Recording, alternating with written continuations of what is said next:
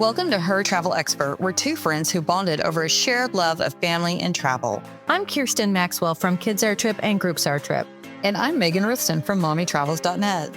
Whether you're planning a solo escape, a girls' getaway, or the ultimate family vacation, we're here to help you make every trip unforgettable. After traveling with our families for the last 20 years, we've learned a thing or two. Tune in as we share our love for exploring the world, balancing life on the go, and making every trip memorable, no matter who you're traveling with. So pack your bags and join us for Her Travel Expert. Welcome back to Her Travel Expert, and today we are talking about all things cruising.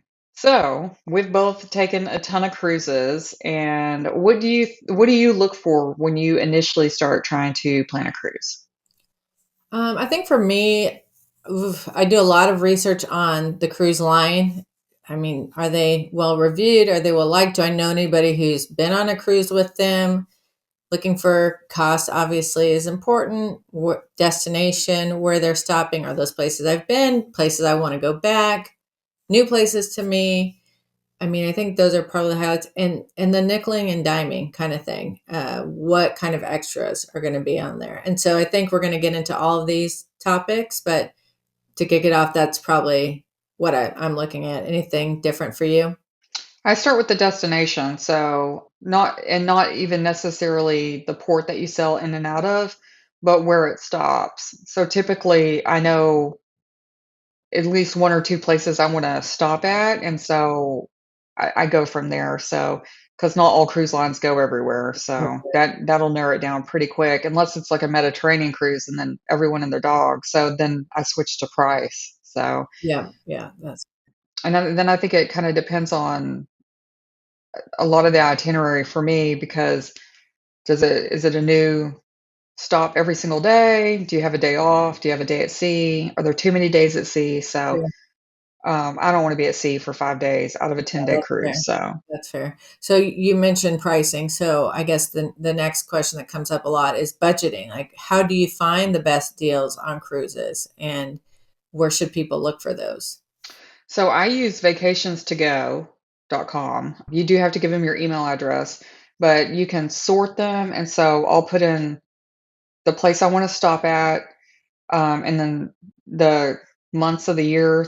Typically, I know the month or two that I want to cruise, and then I'll sort it by price. Okay, yeah. And there's another like conglomeration kind of site where you can search for all different cruises.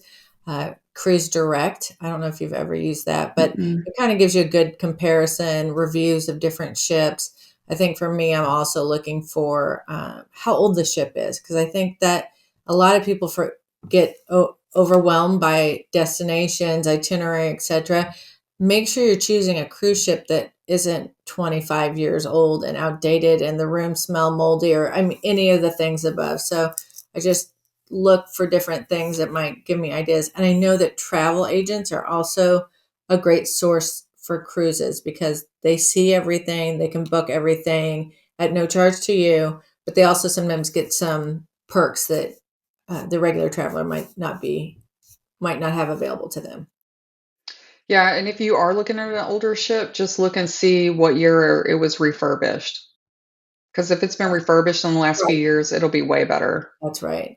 So moving on to the next thing we're going to tackle is, how do you find the right ship for your, like, a group? So whether it's just your family group, whether you're going with girlfriends, I mean, because now cruise lines are trying to shift everything to be kind of theme organized. You know, the Disney is for family, and then you have Virgin. Well, that's your girlfriend getaway ship. So, you know, and maybe it used to be, or it still kind of is, Viking is for older retirees. So how do you incorporate that when you're trying to find the right ship for your travel group?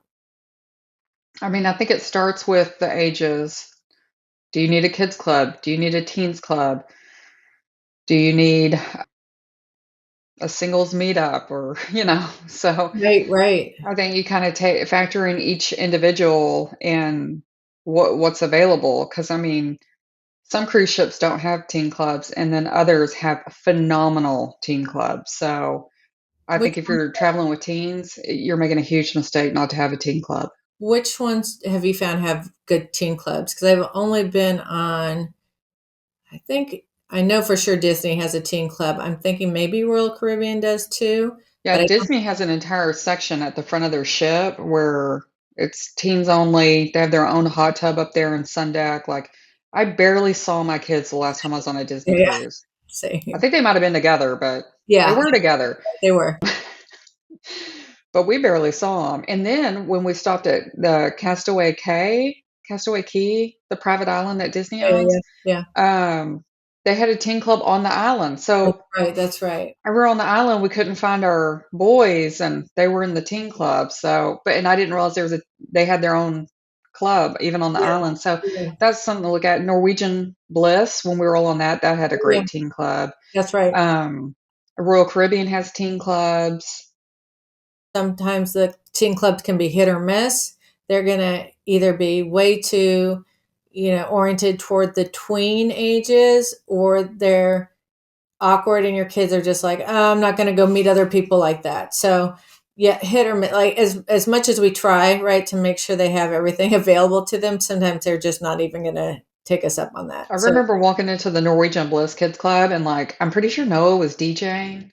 that's Like awesome. I forget what the other kids are doing, but I just remember I was like, What is going on? oh, there's a DJ That's DJ awesome. booth.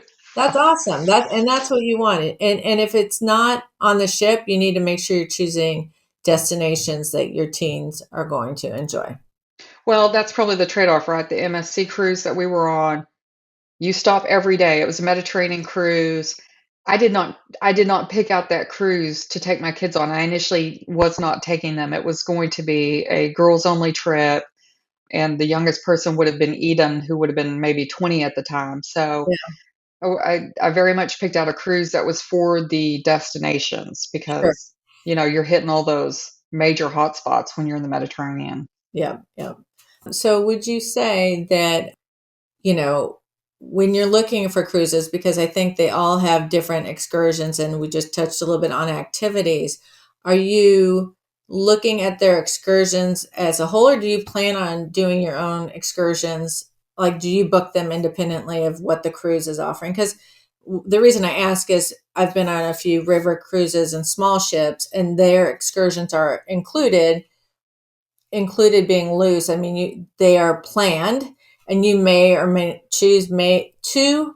Sorry, you choose to either. Like Ammo Waterways, you Oh, can. yeah, you can choose from a list of activities, or you can choose the one activity for the day, or you can plan it on your own. So, do you have a preference as to what you do when it comes to excursions?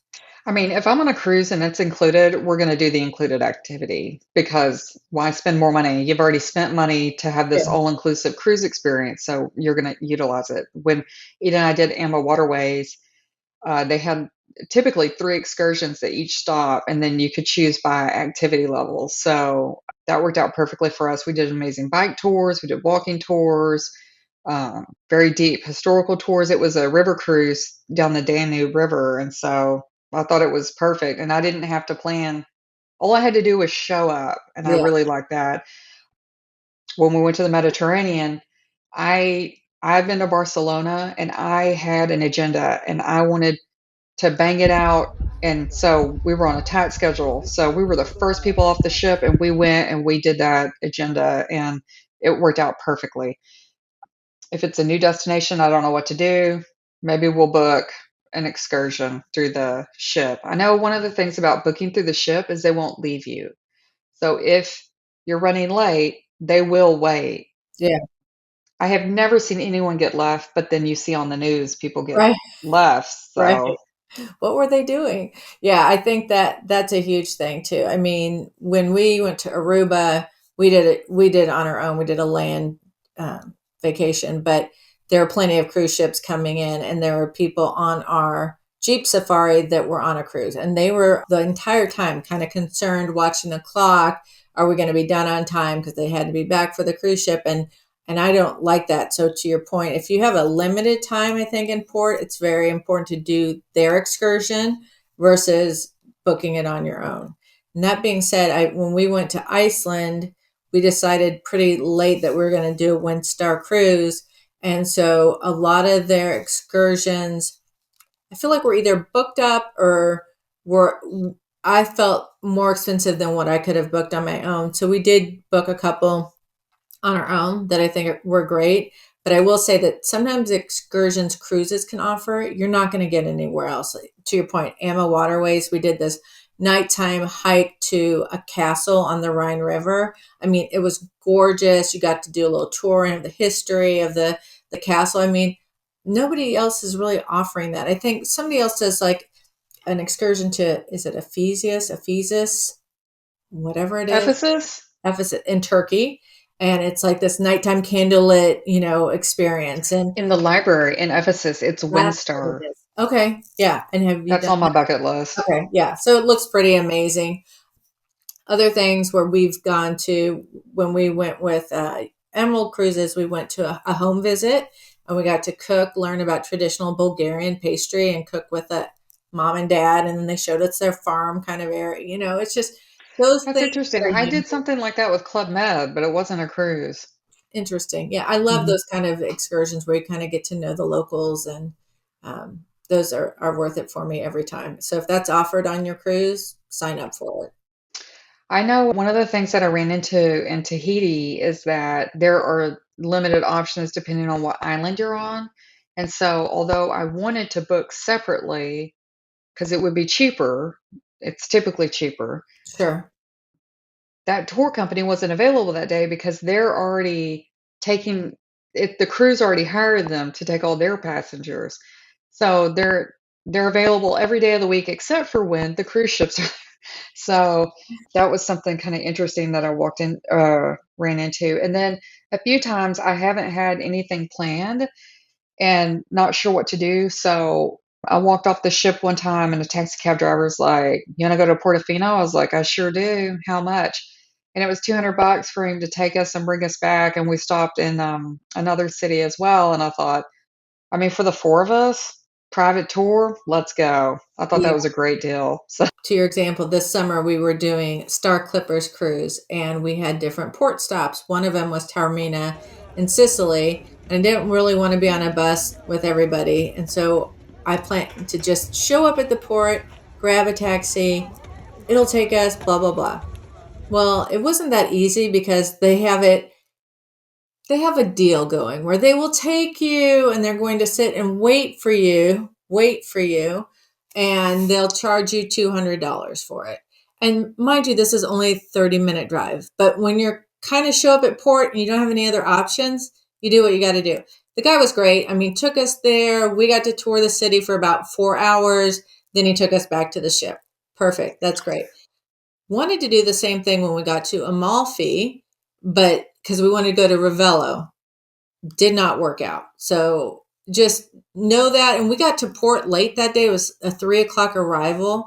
And you kind of get stuck with, oh, what is there to do? So we walked around Amalfi town, which was fine. Went to the church, had lemon in a sorbet, blah, blah.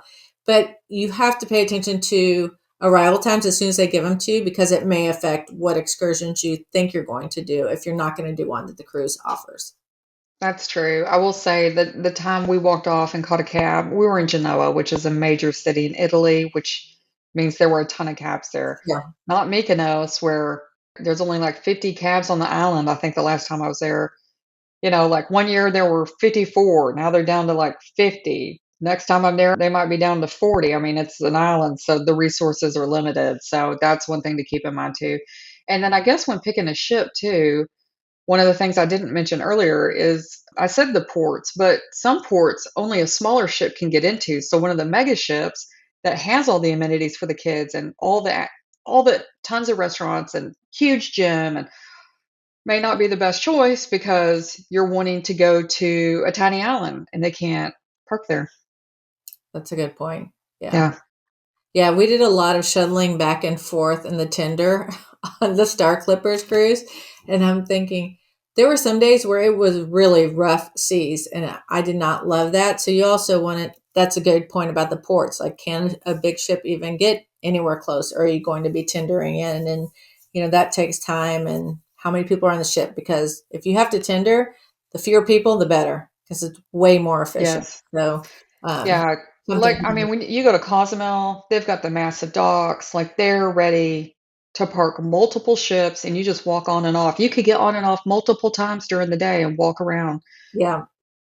But a lot of times you can't do that because if you do tender in, which when I was in the French Polynesian islands, at no time was there a dock, I don't think. I think we tendered in every single time, and that adds so then it's not just about when you're back on the ship, it's when you're back at the tender.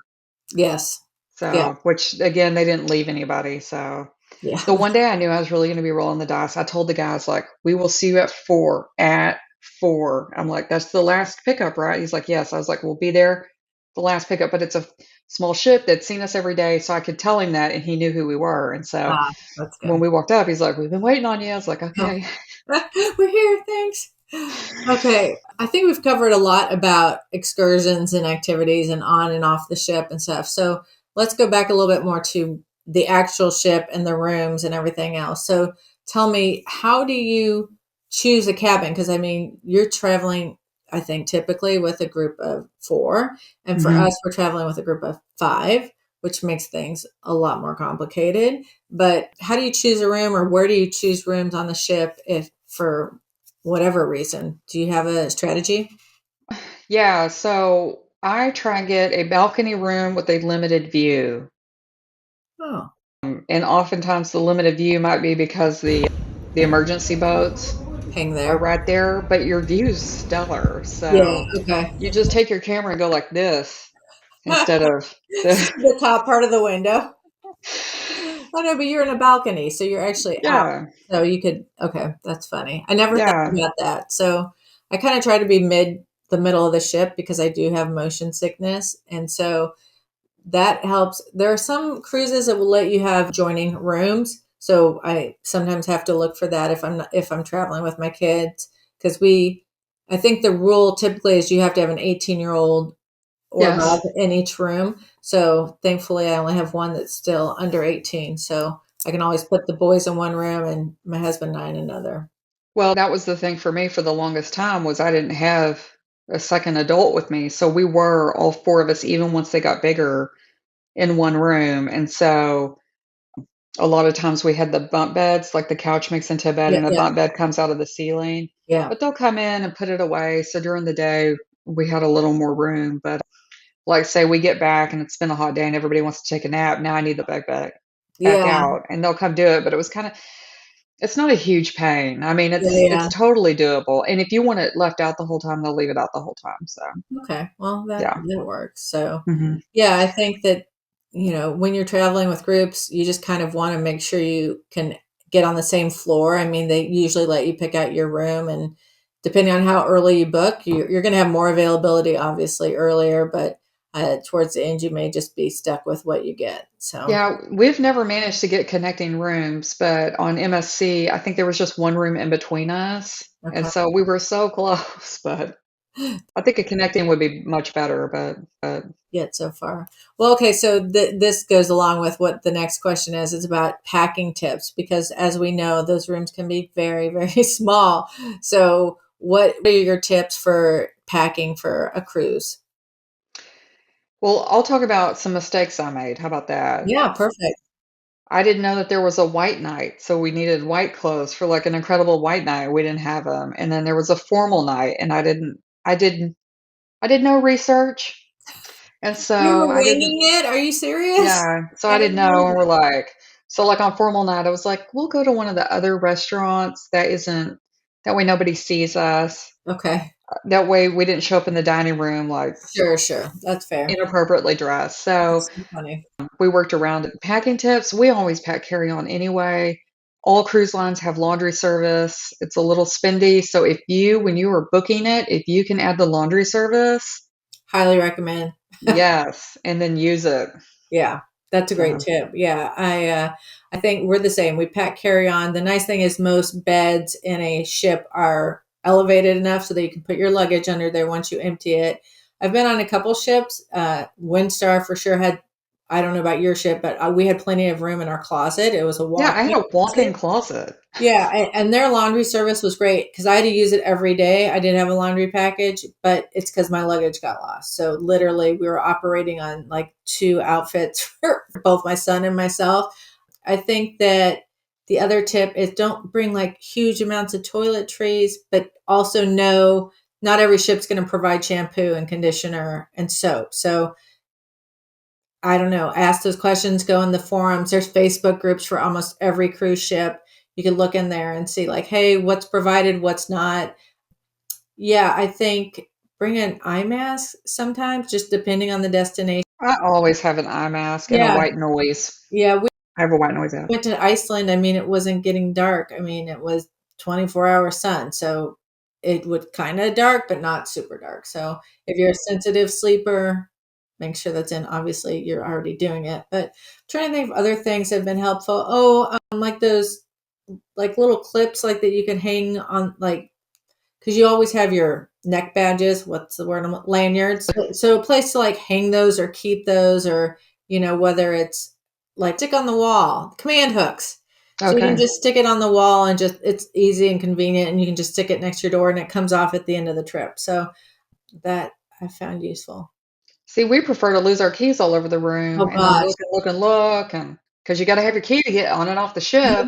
I'm all about a lanyard, especially when you're traveling with kids. I mean, they will lose, to your point, those keys all day long. So, like, if you have it on their neck and it's a little tuck pocket, they're good. They're not At going. least now they're starting to use bracelets That's that true don't too. come off. Yeah, those I love those too. But not every ship is there yet. But yeah, Yeah. definitely a good. Other question was going to be about onboard dining, which obviously depends on the ship. I mean, you have a Royal Caribbean ship, you have 20 options. You have a smaller river cruise ship, you might have one option. What are your tips for dining on board and. Well, figure out if you need reservations Mm, because if you do, you're going to want to make reservations either before, as soon as you get on board. yeah. Norwegian is like a freestyle, so you can walk up to any restaurant and eat at pretty much any time during certain hours. Yeah. My boys love buffet. They want to go to the buffet, they want to work out, and then they want to go back to the buffet. Who doesn't? So, yeah, Who I doesn't? know. Except they can do it. Their metabolism's so Right. good. Yeah, make it easy for them. If there's no buffet, they feel deep disappointment.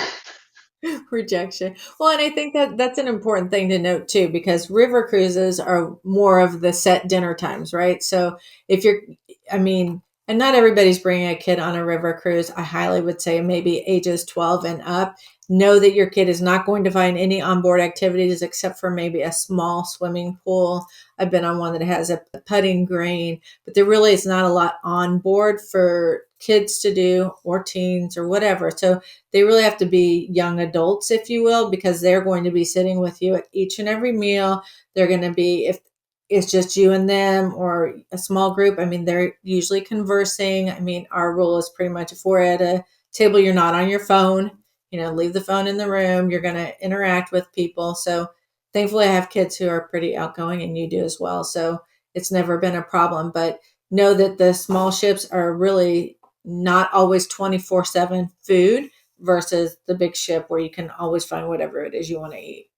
I know when we're on Royal Caribbean, that's one of the things we like is because we'll go to the shows, we might go to the karaoke bar. Now it's midnight and we're like, we're hungry. Well, the pizza place is still open. Right, right. Yeah. So there we are at midnight having pizza. So, And it's working for your metabolism, I'm sure. So and then we go to the gym. No, we don't. that's right. Yeah, no, not really, not really. Okay, I think this is going to be probably the final question when we can wrap it up, unless you have something else to think about. But knowing about surcharges, because I think every cruise line has this, where people don't always realize you pay for a cruise, but there are sometimes a lot of things that are not included at all. Restaurant surcharges, like we mentioned, laundry, Wi-Fi, all those kind of things. How do you deal with that, or what is your tip for getting around all those nickel and diming things? Well, that's how I feel about it. But do you have any workarounds for those? So the Wi-Fi, I've got T-Mobile. It works all over the world, and the kids have T-Mobile. So we don't necessarily need the Wi-Fi. If we do need the Wi-Fi, one time Noah was still in summer school, and so we really needed the Wi-Fi. So I believe we got it for two devices, and they had to share.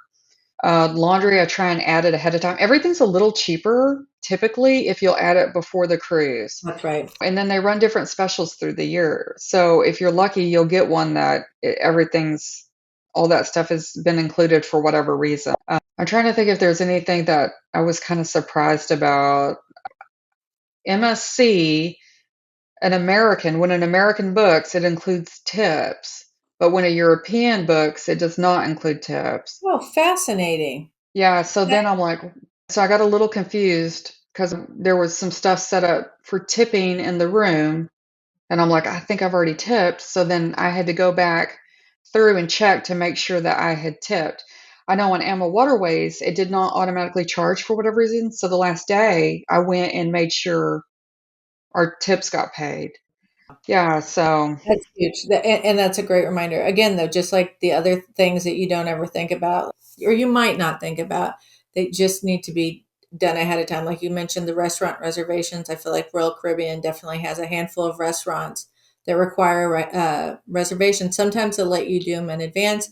Other times it's right when you get on the ship. So you have to be kind of Johnny on the spot, get there early, go straight to the dining room and book it. I don't love that way. And that's maybe why I prefer taking the smaller ships, but I am not a T-Mobile user. I have Verizon, so I do rely on the Wi-Fi, and we kind of have to limit that because, like you said, it has a certain amount of minutes or data usage on it. And so the nice thing about Star Clippers is they had Starlink on it, and so it was like, boom, you are connected to the internet no matter where you were, cruising. So that was a really nice feature to have. Granted, I paid for it, but I wasn't downloading movies. I mean, those, obviously are going to take up your data, but point you got to tell your kids, no YouTube. no Yeah, sending photos, no Instagram. I mean, just all those little things add up. Funny yeah, stuff. because if it is a data plan, if it's not like just, unlimited Yeah. daily, if it's only a certain amount each day, you do want to be mindful about Yeah. what you're doing on the internet. Yeah. And another thing I just thought about is alcohol. Alcohol is usually not included. Sometimes there'll be basic, like drinks that are included, but most of the time you're paying for the alcohol. You can get an alcohol package on, I think, almost every cruise, it feels like. But for me, I'm not a big drinker like that, so it's never going to be worth it for me to invest in Yeah, it. sometimes the bigger ones have a drink of the day, so it's cheaper. Some of them have, if you buy a cup, like the first day, and then you get like the drink of the day in that cup, but it's cheaper throughout the whole week. But I think for the most part, tea, coffee, water is unlimited. Okay. Yeah.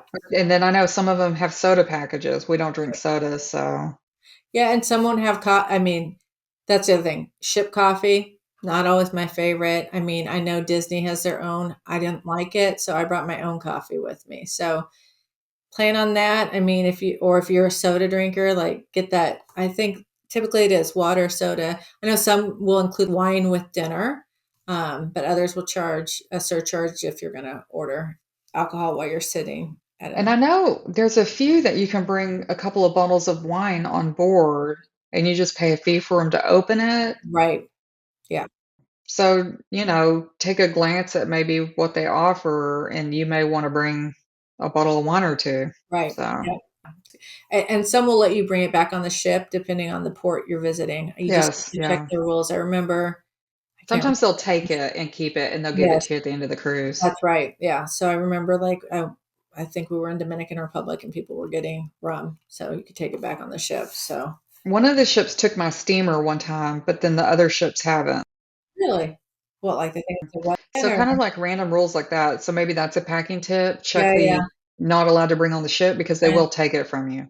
Okay. Yeah. You'll That's get good it advice. back, but they'll take it. That's great advice. Anything else you think we need to cover as far as cruises? I feel like we did a pretty good overall view of what you might need to know before you take your first cruise, or if you're taking your 100th cruise, maybe we had a tip that you hadn't thought about before. So, I mean, the shows, I think making time to see the shows, being back on board, depending on the show, because I was stunned. Like we went on a Royal Caribbean cruise and we didn't go to any of the shows. The next one I went on, we went to every show. And I'm like, holy smokes, these are the best shows at sea I've ever seen. And I couldn't believe I skipped them previously. like one was a diving show, and it was Oh, yep, like they do have that. Yeah. really good, an ice skating show because they had an ice skating rink on board. I was like, and they're really, Right. it's such a small ice rink, but they're doing like full on like, Yeah. I was like, wow, I can't believe I'm seeing this, Yeah. and Now I MSC decided, had Cirque du Soleil on it. really? Right, wow. And now I want to go on a cruise again now that we've been talking about it. It Yeah. just makes me want to seek those out and maybe get back to sailing some bigger ships because you're right. I miss those shows every time because my 9 o'clock bedtime. Maybe not that early, but you know what I'm saying. It's just it's a long day at sea usually, or a long day out exploring, and so to stay up late. But that's a good tip to stay up for the shows and leave some That time was for one tough yourself. thing about MSC is they did parties for like the whole ship, but Okay. they were so late and I'm so jet Um, lagged. I just couldn't quite make it. And I don't want to be up till 1 or 2 o'clock in the morning. So I've heard Virgin is kind of like a real good time. So you might want to okay. find out how good of a time if it works for your schedule. Okay. Well, thank you again for chatting. This has been great. I hope you guys enjoyed and learned a few things about all things cruising.